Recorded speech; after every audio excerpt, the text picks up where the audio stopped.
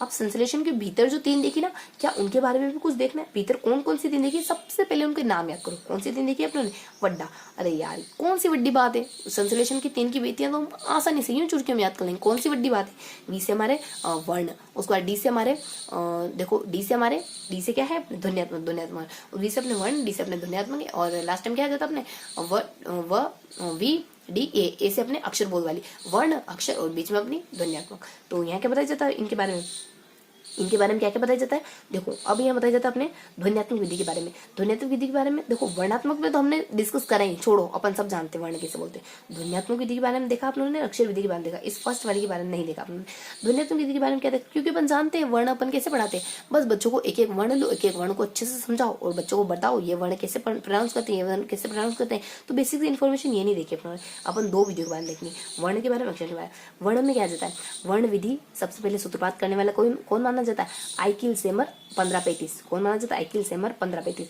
और यार तुम मुझसे 3-5 मत करा करो। आई यानी मुझसे, आई यानी मेरे से, आई यानी मुझसे 3-5 मत करा करो। ये बार बार बोलचाल, ये बोला बोली मत करा करो। ध्वन्यात्मक इतना साउंड मुझे वैसे भी लड़ाई पसंद नहीं है। ध्वन्यात्मक यानी कि अपने 3-5 और आइकिल यानी मुझसे। उसके बाद यहाँ जाता है अमेरिका में वेटसेटर ने 1782 में इसकी शुरुआत की थी। तो ये सूत्रपात करा, उसका शुरुआत करने वाले कौन है? वेट सटर यानी वही अपने शटर, बार बार जो अपने आपको वीडियो शुरुआत के वीडियो की शुरू होने में सुनाई दी होगी, यानी शटर की आवाज बार बार। तो यहाँ जाता अपने वेट सेटर 1782 में शुरुआत करते हैं इसकी, यानी सेटर के द्वारा 82। क्या तुम ना 10 बजे देखते हो ना 11 बजे, रात को भी तुम शटर ऊपर नीचे बजाते रहते हो। पढ़ने वालों को कितना डिस्टर्बेंस होता है, आप किसी को जाके कह रहे हो। वेट सेटर 1782। तो कौन आ जाता है अपने ध्वन्यात्मक विधि? दो व्यक्ति आ जाते हैं। एक व्यक्ति मुझसे ना 3-5 मत करा करो, मुझसे होता नहीं रोज का बोलचाल ये से बोला वाली। तो अपने यहाँ सबसे पहले व्यक्ति आ जाते हैं अपने 3-5 मत करा करो। किसको कह रहे हो?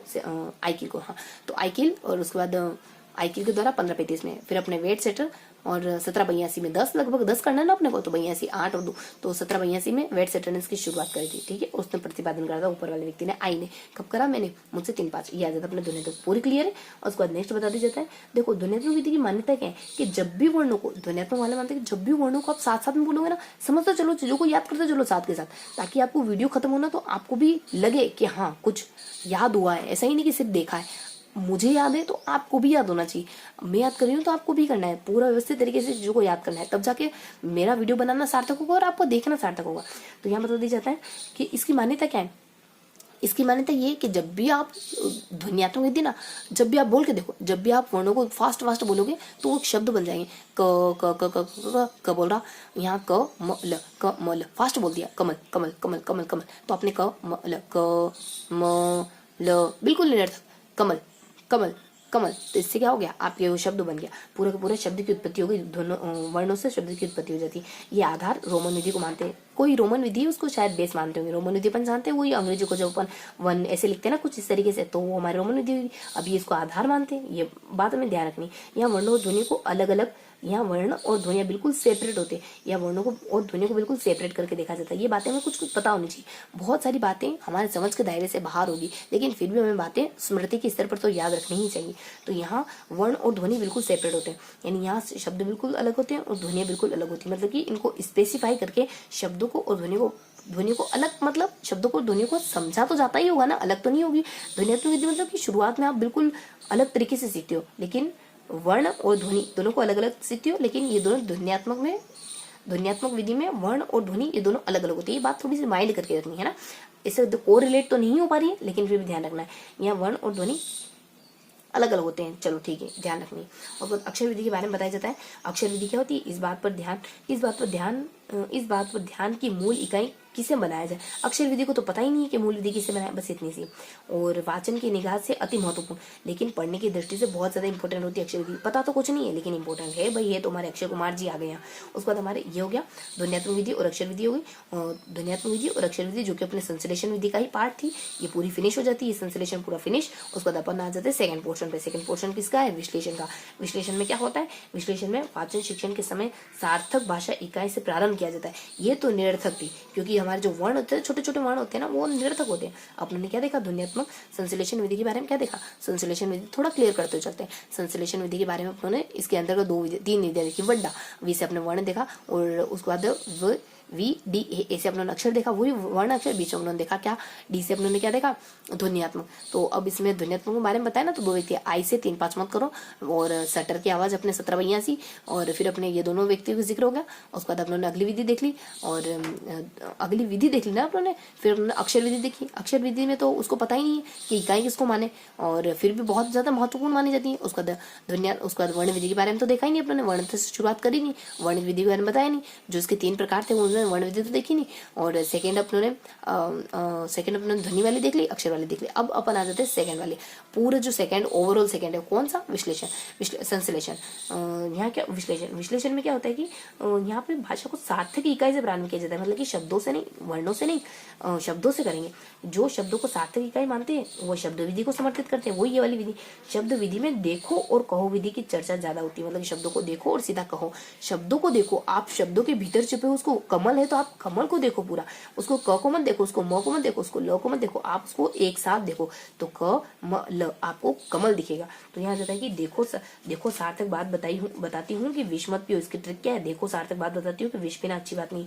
विश्लेषण विधि ये कहती है कि सार्थक भाषा इकाई से प्रारंभ होती है, मतलब ये शब्दों से प्रारंभ होती है। उसके बाद यहाँ जाता है कि ये देखो और कहो की विधि की ज्यादा चर्चा करती है, देखो और कहो विधि की ज्यादा चर्चा करती है। बस इतना सा देखा, विश्लेषण में कुछ देखा ही नहीं ना, इसके अंदर प्रकार देखे।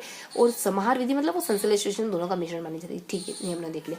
क्या देखा आप लोगों ने, यहाँ देखा आप लोगों ने कि बच्चों को पढ़ाना सिखाने के 3 तरीके हो सकते हैं, संश्लेषण, विश्लेषण, संश्लेषण, विश्लेषण। संश्लेषण के बारे में 3 देख लिया, विश्लेषण के बारे में कुछ नहीं देखा, संश्लेषण के बारे में कुछ नहीं देखा। उसके बाद यहाँ पे 3 में भी इसमें शुरुआती बारे में तो हमने कुछ देखा ही नहीं, बाकी 2 के बारे में देखा।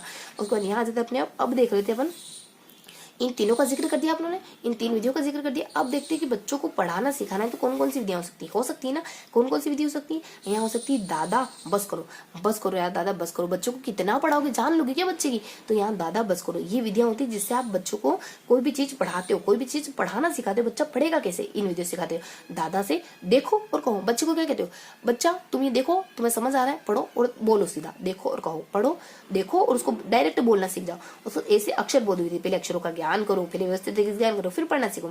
डी से ध्वनि सामने विधि, एक जैसे ध्वनियों को साथ साथ में बोलकर पढ़ना सीख जाओ। उसके बाद ए से अनुध्वनि विधि, ये भी ध्वनि से रिलेट करती है। बी से अपने भाषा सीखने की यंत्र विधि, पहले कान में ईयरफोन लगा लो, सुनते जाओ तो एक दिन बोलना सीख जाओगे। ऐसे अपने समेत साथ में बस पाठ कहा, जब भी टीचर आएगा तो सारे बच्चों को खड़ा करेगा, बोलेगा एक बिलाड़ी जाड़ी, वेन्ने पेरी साड़ी, साड़ी पेरी ने फरवा गई, तालाब में तरवा गई। ऐसे बस बोलते का कविता कहानी जो भी बोलते जाओ, साथ में पाठ करो।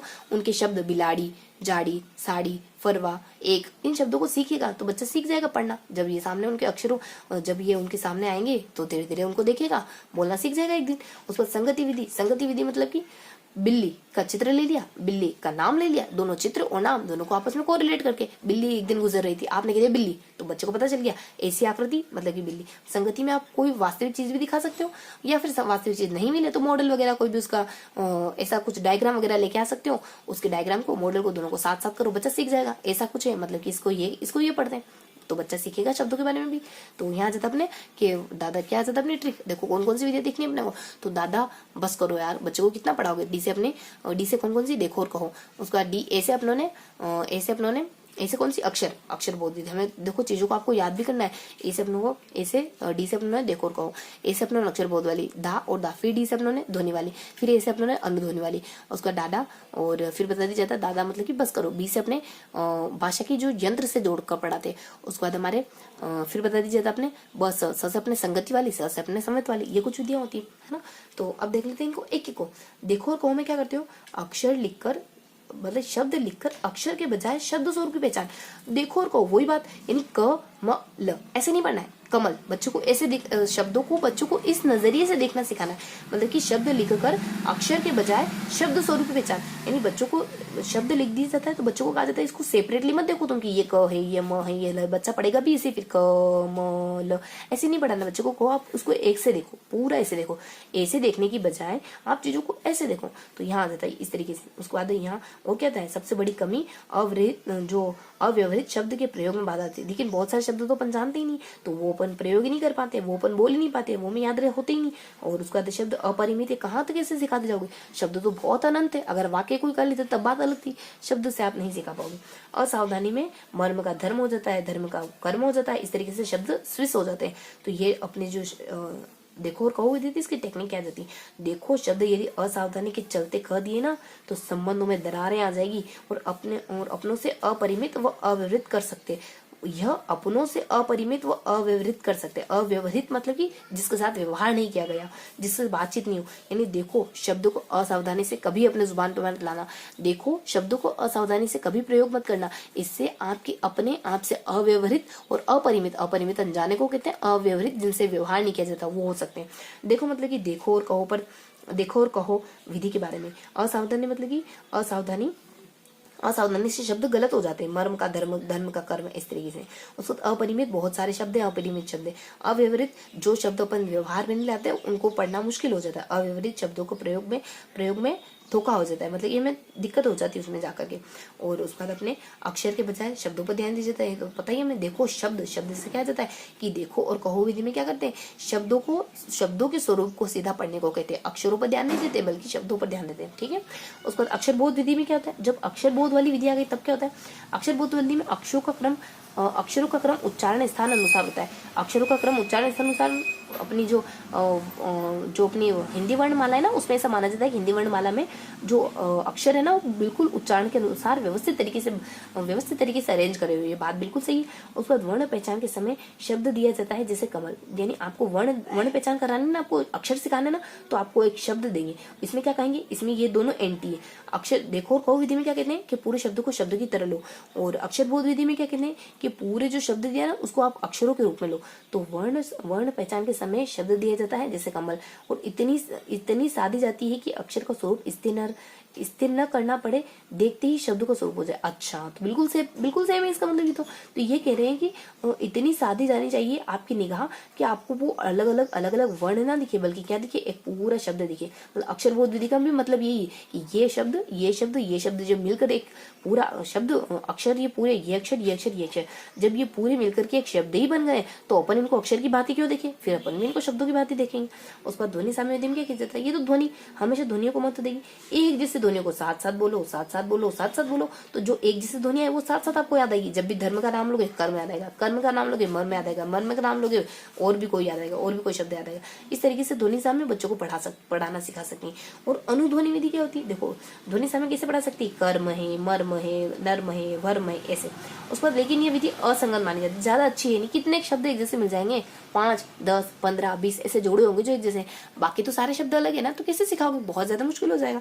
उसके बाद अनुध्वनि विधि, ये क्या होती है, देखो कहो का रूपांतरण मात्र है। अरे अनुध्वनि विधि मतलब अनु यानी बाद में, ध्वनि यानी बोलो, बाद में पहले शब्दों को देखो अच्छे से, पहले बच्चों अच्छे से ऑब्जर्व करो फिर उसको बोलो। मतलब अनुध्वनि विधि नाम से पता चल रहा है, देखो और कहो का रूपांतरण है। ये तो एक समान उच्चारित शब्द एक साथ ही सिखाए जाते हैं। ये वही अपने देखो कहो विधि में क्या कहते हैं, एक सारे, ये चलो इसका रूपांतरण मात्र। अब नई बात क्या है इसमें, नई बात ये कि एक समान शब्द जो उच्चारित होते हैं वो एक साथ बोले जाते हैं। मतलब कि ध्वनि साम्य से भी कोरिलेट करती है, इसका मतलब ये तो देखो और कहो से कोरिलेट करती है, इसका रूपांतरण मैंने खुद ने कह दिया। ध्वनि साम्य से कोरिलेट करती है, कहते हैं कि ध्वनि एक जैसे शब्दों को एक साथ बोला जाता है। उसके बाद शिक्षक एक शब्द कहता है और छात्र ध्वनि का अनुकरण करते हैं, जानते हैं हम अनुकरण का मतलब ही ये होता है। उसके बाद अनु का मतलब प्रयोग ज्यादातर वहां जहाँ अक्षर की अधिकाधिक ध्वनि हो, इसका उपयोग वहां होता है जहाँ, मतलब अंग्रेजी भाषा में, यानी एक शब्द की बहुत से ए को अपन ए भी पढ़ते हैं, ई भी पढ़ते हैं, बहुत अलग अलग तरीके, ओ भी पढ़ते हैं, बहुत अलग अलग तरीके से साउंड करते हैं, तो उस भाषा में ये विधि अच्छी होती है। तो इसकी थोड़ी सी टेक्निक देख लेते हैं। यानी देखो समान रूप से अंग्रेजी टीचर का अनुकरण मत किया करो। तुम्हें लगता है कि एक टीचर अच्छा है, तुम उनको फॉलो करते हो, तुम्हें लगने लग गया कि सारे ही टीचर अच्छे होते दुनिया के। अंग्रेजी टीचर मान लो स्मोकिंग करते थे, आपने सोचा टीचर तो हर काम अच्छा करता है तो फॉलो करें इनको। देखो हर समान रूप से अंग्रेजी टीचर का अनुकरण भी मत करो, मतलब थोड़ा सा कुछ माइंड नहीं करना है, ट्रिक हमें चीजें ट्रिक तरीके से याद करनी। देखो समान रूप से तुम सारे टीचर को फॉलो करते हो क्योंकि इनमें अच्छी बातें हैं, ठीक है, लेकिन समान रूप से तुम अंग्रेजी टीचर इस बात को लेकर अंग्रेजी टीचर को फॉलो मत करो कि वो इस तरीके से स्मोकिंग करते हैं। देखो मतलब अनुध्वनि विधि के बारे में ये बात सारी देखो, मतलब कि देखो को रूपांतरण मानी जाती है, समान मतलब कि एक साथ ध्वनियां, एक साथ बोली जाने वाली ध्वनियों को एक साथ बोलते हैं। उसके बाद अंग्रेजी मतलब अंग्रेजी जैसी भाषा के लिए बहुत अच्छी है। अनुकरण मतलब कि पहले बच्चा बोलेगा, पहले टीचर बोलेगा, देन बच्चा बोलेगा। अनुध्वनि विधि क्लियर करोगे, उसके बाद अपने भाषा सीख लेना, आपके कान में ईयरफोन लगा लो, भाषा बोलना आ जाएगी। समवेत सारे बच्चे मिलकर एक साथ पाठ करो, आप बार बार पाठ करोगे जैसे मैंने वो अभी बताया था उस तरीके से, तो आपको भी एक दिन पढ़ना आ ही जाएगा। अध्यापक के बाद पूरी कक्षा आवृत्ति करती है। अध्यापक के बाद अध्यापक कुछ बोलेगा जैसे मैंने बोला, और आप सबको बोलना चाहिए था, उसी तरीके से आपने तो बोला ही नहीं। ऐसे हमारे बच्चे तो बोलते हैं, लेकिन स्वर सदता है कुछ सीमा तक लाभकारी, यानी स्वर इससे बच्चों का जो वोकल होता है ना, पार्ट होता है ना, बच्चे का गले का जो हिस्सा होता है ना, वो थोड़ा अच्छा सध जाता है, थोड़ा व्यवस्थित हो जाता है। जब आप बहुत बार बोलते हो, बार बार बोलते हो, आपकी भाषा भी, आपका जो वोकल होता है वो भी थोड़ा सा व्यवस्थित हो जाता है। आप इसी वजह से कहते हैं ना, सिंगर की भी ट्रेनिंग ली जाती है। हमें जनरली क्या लगता है, सिंगर तो बाय बर्थ होते हैं, नहीं, सिंगर भी बहुत बार ट्रेंड होते हैं, यानी अपने वोकल कोड को सुधारते हैं, बहुत मेहनत करते हो, तब जाके कुछ सीमा तक सुधार हो जाता है। और गद्य पद्य को गीतों के द्वारा संगति विधि वही अपने मॉन्टेसरी वादी बिल्ली और बिल्ली का चित्र एक साथ लाओ। ये देख लिया अपने वाचन। मैंने क्या कहा था, वाचन के थोड़े से प्रकार देखेंगे। बेसिकली वाचन कितने हो सकते हैं अपने सोसर वाचन में, वो या तो आप बोल के पढ़ा सकते हो, या चुपचाप बैठे रहो और पढ़ लो, इसी तरीके से पढ़ सकते हैं। बोलोगे तो बोलने वाला हो कौन सकता है क्लास में, या तो बच्चा या टीचर, या बच्चा और टीचर दोनों का कॉम्बिनेशन। अब ये दोनों एक साथ तो बोल नहीं सकते, क्योंकि बच्चे का लेवल यहाँ है, टीचर का लेवल यहाँ है, तो बच्चे एक साथ मिल जाएंगे, तो जो ये हो जाएगा अपना समूह वाचन। तो अपने स्वस्वर वाचन 3 प्रकार का, अपने आदर्श वाचन जो अपना टीचर करेगा, टीचर वाला वाचन, अनुकरण वाचन जो अपना बच्चा करेगा, बच्चा वाला वाचन, और फिर अपने बच्चे साथ मिलकर करेंगे उसे संवेद वाचन। तो 3 तरीके का हो सकता है। गंभीर वाचन आप, मौन वाचन आप कर रहे हो, या तो आप थोड़ा ऐसे ही बस बैठे हो, चुपचाप बैठे हो, आपकी ठोड़ी पर हाथ रखे हुए, पता नहीं किसके बारे में जहन में विचार चल रहे हैं, इस तरीके का मौन वाचन। या फिर आपने अपनी ठोड़ी पर हाथ रखा हुआ है, लेकिन आपको पता नहीं है कि आपने अपनी ठोड़ी पर हाथ रखा, आपको पता नहीं चल रहा है कि आपके पास से 2-3 बार कोई गुजर गया, वो होता है एक मौन वाचन, जब आप गंभीर तरीके से वाचन कर रहे हो। ठीक है, तो यहाँ बता दीजिए ये कुछ वाचन के बारे में बेसिक से प्रकार देख लिए। अब जब वाचन के प्रकार देखे तो थोड़ा जिक्र आया तो बता ही देते हैं कि वाचन के प्रकारों की इनकी विशेषताएं क्या क्या होती है। यानी जब आप बोल के वो याद कर रहे हो, पढ़ रहे हो, तो उसकी क्या विशेषता, क्या बेनिफिट मिलेगा। आप चुपचाप मन में पढ़ रहे हो, सामने वाले को पता नहीं चल रहा है, लेकिन आपकी आंखें फिर रही है अक्षरों के ऊपर से, आपको शब्द जहन में आ रहे हैं, शब्द समझते जा रहे हो, अर्थ ग्रहण करते जा रहे हो, इसका क्या मीन्स है, इसकी क्या क्या गुण है, इनके क्या क्या दोष है। स्वस्वर वाचन की विशेषता क्या हो सकती है, बोल के पढ़े तो ध्वनियों का ज्ञान हो जाएगा। आप बोल रहे हो, वोकल कोड सुधरेगा, थोड़ा बोलना भी आ जाएगा, उसको पढ़ते कैसे, आवृत्ति बोले जा रहे हो, आवृत्ति बोलना आ जाएगा। उसके बाद शब्दों का अर्थ, साथ ही साथ बोल रहे हो तो अर्थ भी पता चलेगा। वाचन ढंग विविधता युक्त, मैं वहां गया अलग अलग तरीके से, यानी कि आपने वाचन ढंग, यानी आपके पढ़ने में विविधता आएगी। आप हर बार एक सेंटेंस पढ़ोगे, हर बार आप अलग तरीके से पढ़ोगे, आपको टोन पता चलेगा। उसके बाद विराम चिन्हों का प्रयोग, कहाँ रुकना है, कहाँ कंटिन्यू करना है, ये सब बातें आपको पता चलेगी। स्पष्टता का होना, जब आप व्यवस्थित तरीके से खुद बोल के पढ़ोगे, आपके कानों तक आवाज जाएगी, चीजें बहुत ज्यादा स्पष्ट होगी, थोड़ी क्लियर और होगी। रुचि का होना, जब बोलोगे अपने जब हम किसी काम में अपने ज्यादा से ज्यादा सेंसेस का इस्तेमाल करते हैं, तो उसके प्रति बहुत ज्यादा रुचि फील करने लगते हैं। सोच के देखो, ऐसा कौन सा काम था जिसमें आपने आपके हाथों का, आपकी आंखों का, आपके घ्राण का, आपकी त्वचा का, सबका इस्तेमाल करा, तो वो चीज आपको अच्छी लगी होगी बहुत। तो ये इसकी कुछ विशेषता, इसको अपन ट्रिकी तरीके से देखते हैं। रुचि विविध चिन्हों का स्पष्टता से अर्थ जान गई, यानी रुचि विविध चिन्हों का, कुछ सिंबल थे उनको स्पष्टता से अर्थ जान गई। हम नहीं करते जनरली इस एज में, क्या करते अपन, जैसे कि क्या चिन्ह बताते, कोई चीज में बतानी तो कुछ इस तरीके से बताते ना, जैसे कि यहाँ बताएंगे किसी को, सामने वाले को बात बताएंगे, आप कैसे कहोगे, समझ गए क्या कहना चाह रहे हैं। इस तरीके से आप चीजों को समझाने की कोशिश करोगे, तो आप क्या करते हो कि यहाँ क्या बताने की कोशिश करते हो। तो रुचि भी कुछ ऐसी ही है। तो रुचि विविध चिन्हों का स्पष्टता से अर्थ जान गई। मुझे तो पहले पता ही नहीं था कि इसका मतलब क्या होता है, तो चीजों पता चल गई। जैसे जैसे हमें आसपास का माहौल मिला, जैसा माहौल मिला, तो वैसे हमें पता चलती गई चीजें। रुचि मतलब कि बच्चों को रुचि क्रिएट कर देती पढ़ने में। विविध मतलब कि आपको अलग अलग एक्सेंट से बोलना आता है, पढ़ना आता है।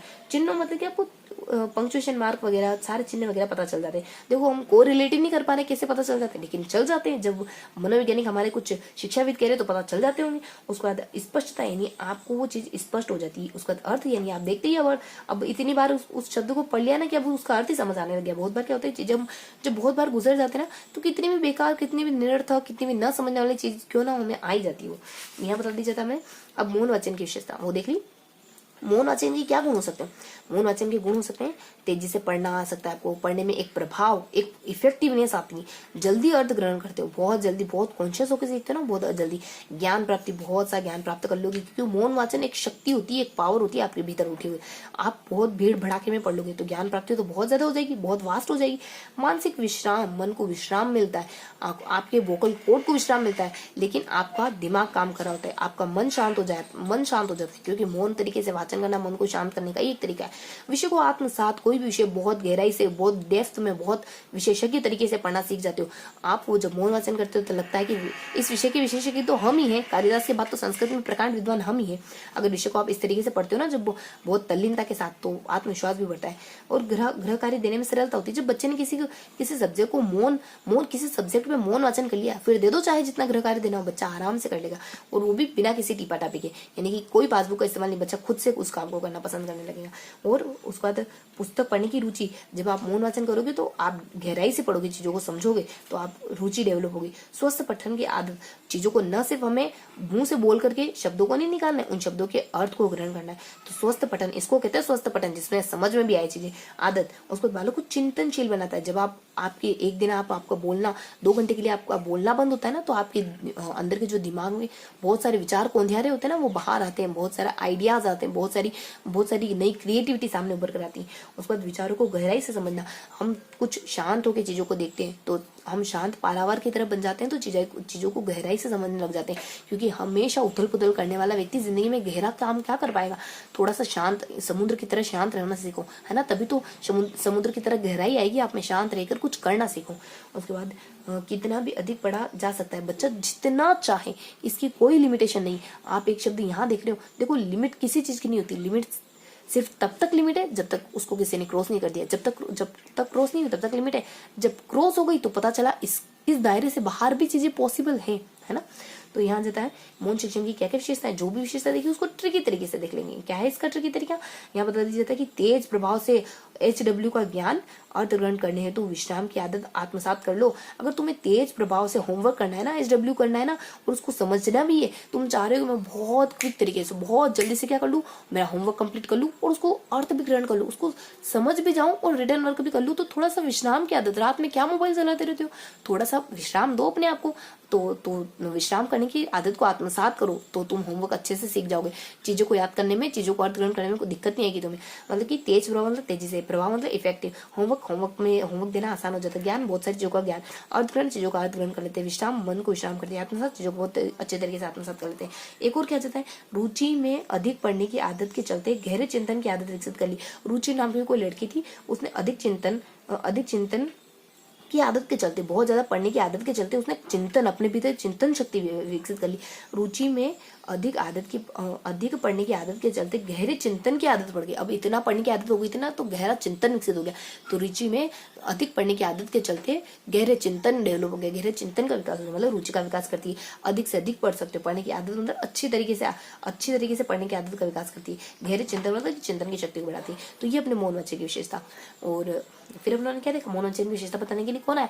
एक तो अपने आप किसी को सलाह दे रहे हो, रात में थोड़ा सोया करो तो आप होमवर्क बहुत अच्छी तरीके से कर लोगे। यहाँ रुचि नाम की कोई लड़की आती है, उसने इतना पढ़ा, गहरा चिंतन करने लगे आजकल तो। उसके बाद रसशोधन विधि क्या होती है, कविता, वो तो अपन जानते हैं, कविता वाचन करने में इसका प्रयोग किया जाता है। पाठ का ध्येय क्या होता है, सिर्फ और सिर्फ आनंद करना। नई ध्यान हमें व्याकरण कहाँ जा रही, नई ध्यान हमें कि थोड़ा हमारा प्रोनाउंसिएशन ऊपर नीचे हो रहा, नई ध्यान हमें कि पीरियड का टाइम ऊपर नीचे हो रहा। बस हम तो लगे हुए हैं रसास्वादन करने में। जब आनंद प्राप्ति का मार्ग, जब हम आनंद कहते हैं ना, अन बूढ़े बूढ़े तरे जे बूढ़े सब अंग, तंत्री नाद कवित रस सरस राग रतिरंग, अन बूढ़े बूढ़े तरे जे बूढ़े सबंग। यानी कि पढ़ने में, कला में, साहित्य में जो इन चीजों में नहीं डूबा, उसकी जिंदगी डूब गई है, समझ जाओ। तो यहाँ आनंद यानी अपन इतना आनंद फील करते हैं, दूसरी चीजों का ध्यान नहीं रहता। और उसके बाद यहाँ इसके ध्यान देने की बातें क्या होती है कि कुछ अगर बच्चों को कुछ सरल पंक्तियां ना, तो बच्चों को दोहराने का होता है कि बच्चे आप आनंद ले रहे हो, वो आनंद का प्याला बच्चे को भी तो चखाओ। तो सरस पंक्तियां बालक से दोहराने को कहा जाता है। उसके बाद प्रश्न व्याख्या, वो तुलना भी होती है। प्रश्नों की थोड़ा बीच में आप क्या करते हो, प्रश्नों की थोड़ी सी व्याख्या करते हो, प्रश्नों की थोड़ी सी तुलना करते हो, ताकि बच्चा देखते जाओ, आप समझते जाओ कि ऐसा तो नहीं कि बच्चा कहीं खो गया है। मतलब कि बिल्कुल बच्चे का गाने में ही ध्यान है, बच्चे को कविता में ध्यान है। थोड़ा सा बच्चा उसको समझ भी रहा है कि नहीं रहा है। उसको कठिन शब्द, विचार विश्लेषण, रसशोधन बाधा। कठिन शब्द बहुत बार विचार विश्लेषण में बाधा क्रिएट कर देते हैं, क्योंकि हमारा उस मकसद अभी है ही नहीं शब्दों को याद करना। बालकों को रचनाएं भी कंठस्थ, बहुत बार ऐसा होता है कि हम बच्चों को अभी रसशोधन हो रहा क्योंकि आप पढ़ रहे हो। फिर अगर जब बच्चा उसको उस तरीके से नहीं पढ़ पाएगा, बच्चों को चीजें याद नहीं होगी, तब रसशोधन कराने के लिए कौन आएगा। तो आपको तब टीचर को चाहिए कि चीजें बच्चों को कंठस्थ करा दे, ताकि बच्चा खुद ब खुद बोल के चीजें बोल सके और बच्चा खुद भी आनंदित हो सके, तो उससे बच्चा ज्यादा कॉन्फिडेंस फील करेगा।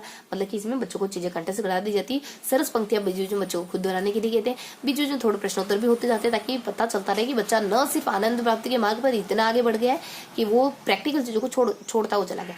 थोड़ा सा प्रैक्टिकल भी होना है, थोड़ा सा आनंद प्राप्ति भी करनी है। तो इस तरीके से तो ये हमने पूरी देखो कहा था कि रसास्वादन पढ़ेंगे, तो पूरी 10 शिक्षण विधियां पढ़ी अपने। और 10 शिक्षण विधियां कौन कौन से 10 शिक्षण विधियां पढ़ी? देखो 10 शिक्षण विधियों में उन्होंने कुछ ट्रिक से याद करने की कोशिश करी थी। क्या ABV बहुत हो गया यार, अब तो द्वार पे आ जाओ, अब तो घर चलते हैं यार, इतना भी क्या बुरा मानना। तो APV और उसके बाद APV 10 द्वार पे कब आ रही, ABV 10 दे मुझे घर कब आ रही। ए से अपनों ने AE ए से अपना अनुकरण, ई से अपनों ने इकाई, उसके बाद P से अपनों ने प्रत्यक्ष, और उसके बाद V से अपनों ने देखा था PV। देखो V से क्या देखा था अपनों ने, एक तो अपनों ने वाचन वाली देखा था, वाचन विधि देखी थी PV। उसका 10 से अपने द्विभाषा और S से अपने सैनिक, और उसका द्वार पे कब आ रही 10 से अपने वही 10 से। देखो पिछली बार अपने देखा था ना D2 से क्या था, D2 से अपने क्या बताया क्या था, एक तो अपने क्या क्या मिस करा था, एक तो अपने D से देखो D से क्या मिस करा अपने, चलो D के लिए मिस ही रखते हैं अभी भी, चलो D के लिए मिस रहा अपना। तो यहाँ जाता है कि 10 द्वार पे कब आ रही, तो D तो हो गया, और V से अब और 8 से तो अपने रसास्वादन है, और इससे जस्ट V से पहले क्या पढ़ा अपने, रसास्वादन से पहले अपने V से वो चलो वाचन शिक्षण के बारे में देखा। तो थोड़ा सा अपन देख लेते हैं अपने कौन से शिक्षण विधि देखी अपने फटाफट से। अपन D से जो देखो कौन कौन सी चीजें, एक तो अपने D से क्या मिस रहा आपने वो देखते हैं, यहाँ देख लेते हैं अपन।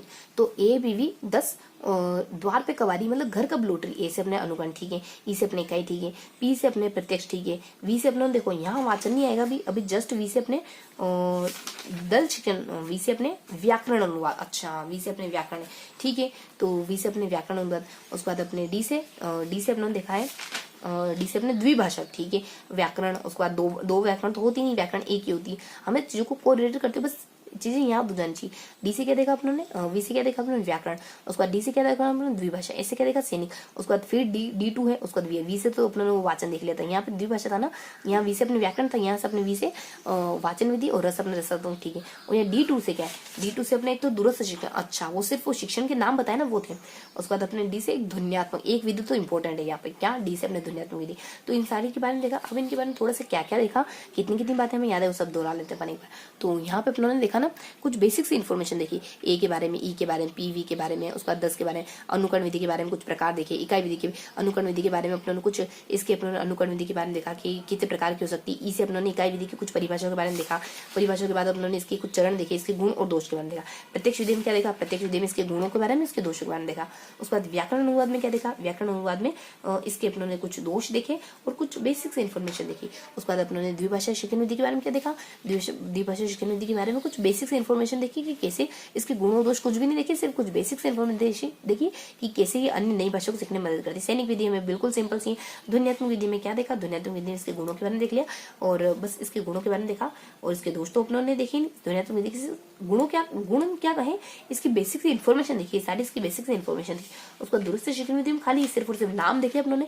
वाचन विधि जब शुरू करी थी हमने तो वाचन विधि के साथ साथ हमने इसकी अंदर की जो भी विधि है वो सारी पढ़ ली थी कि वाचन शिक्षण 3 प्रकार के, संश्लेषण, विश्लेषण, संश्लेषण, विश्लेषण। अब बच्चे को इन 3 तरीकों से तो पढ़ाते ही, लेकिन इन 3 के भीतर कितनी आ जाती है वो भी अपनों ने देख ली। और बच्चे को वाचन सिखाना है तो कौन आ जाते, दादाजी। बस करो दादा, कितना पढ़ाओगे बच्चे को।